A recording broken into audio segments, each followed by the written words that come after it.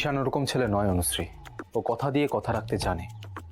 আমার মনে হয় ও ইচ্ছে করে তোমার গায়ে হাত তোলেনি, সমস্তটাই ও নেশার ঘরে করেছে।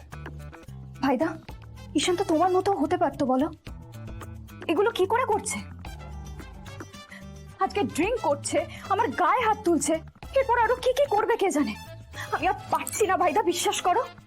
একটা ছোট ভাইয়ের কর্তব্য হলো তার নিজের দাদাকে অনুসরণ করা, সে গুণটুকু ওর মধ্যে নেই। ওর মধ্যে অনেক গুণই আছে অনুশ্রী। ও আমার কথা শোনে, ওর মনটা খুব ভালো। হয়তো ও কোনো দোষ করে ফেলেছে, কিন্তু ভুল তো আমি করেছি, ও না।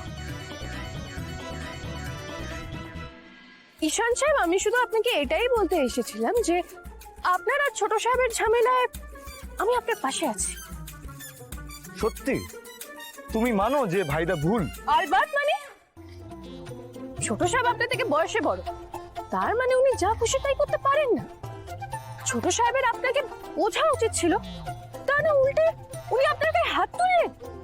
ছি ছি ছি ছি ছি ছি। ছোট সাহেব না শুধু শাসন করতে পারে, এটা মোটেও ভালো। জাদুকর, ওরমটা নয়, তুমি ভুল বুঝছো। ভাইদা তো সবসময় আমার ভুল ঢেকেছে, আর কতবার মায়ের হাত থেকে বাঁচিয়েছে। আমারই ওরম ভাবে কথা বলাটা উচিত হয়নি। আমার ভাইদা কখনো ভুল হতে পারে না। ও মা, সে কি কথা? আপনি তো বলেছিলেন যে ছোট সাহেব ভুল, এখন আপনি আবার বলছেন যে ছোট সাহেব ঠিক আর আপনি ভুল।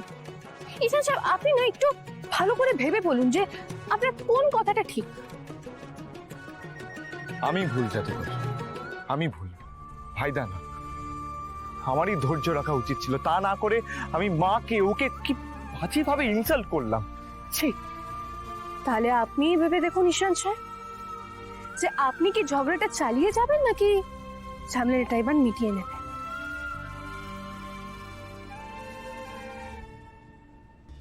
ঈশান শুধু আমার ভাই নয় অনুশ্রী, ও আমার ছায়া। আমি যদি সেদিন ওর কথাগুলো শুনে ওকে ওকে সমস্তটা বোঝাতাম, তাহলে তাহলে ও হয়তো নিশ্চয়ই আমার কথাগুলো শুনতো। আমি সেটা না করে ওর ওর গায়ে হাত তুললাম। আমি ভুল করেছি অনুশ্রী, আমায় একবার ঈশানের সাথে এই মুহূর্তেই কথা বলতে হবে। ভাইদা,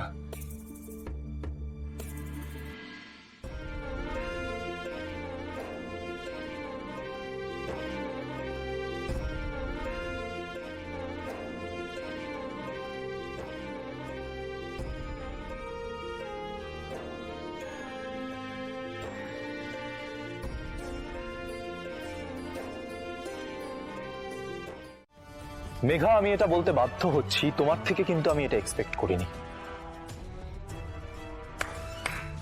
আজব তো, সিরিয়াসলি আমি না বুঝতেই পারছি না কি হচ্ছে এখানে।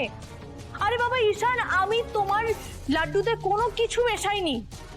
তোমার অন্য কিছুর জন্য শরীর খারাপ হয়ে থাকতে পারে, আর যদি কোনো নেশার জিনিসের জন্যই শরীর খারাপ হয়ে থাকে, সেটা আমি মেশাইনি, অন্য কেউ মিশিয়ে থাকতে পারে। আপনি মেঘা ম্যাডাম, আপনি ছাড়াই কাজটা আর কেউ করে। আপনি ঈশান সাহেবের লাড্ডুতে নেশার ওষুধ মিশিয়ে দিয়েছিলেন, আপনি করেছেন এই কাজটা। কুসুম, তুমি বাড়ির কাজের মেয়ে হয়ে এই গাঙ্গুলি পরিবারের হবু বড় বউয়ের উপর ব্লেম দিচ্ছ? হ্যাঁ, আমি নেশার ওষুধ মিশিয়েছি? সিরিয়াসলি? আর আয়ুষ, তুমি ওর কথা মানছো, ওর কথা বিশ্বাস করছো?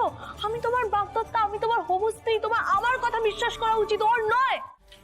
আচ্ছা আয়ুষ, তুমি যার জন্য আমাকে কাজ করায় দাঁড় করাচ্ছ, তুমি কি আদৌ ওর সত্যিটা জানো?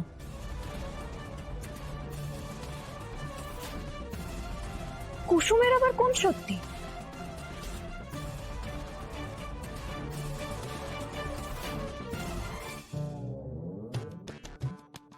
এই মেয়েরও নাকি সত্যি লুকোনো আছে।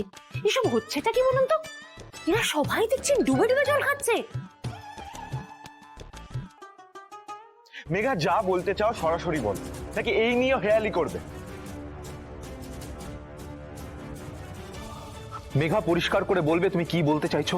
বেশ বলছি, মন্দির থেকে আমি লাড্ডু এনেছিলাম সবার জন্য, কিন্তু ঈশানকে লাড্ডু খাইয়েছিল কুসুম। তাহলে কুসুম, তুমি ঈশানের লাড্ডুতে কিছু মিশিয়ে দাওনি তো?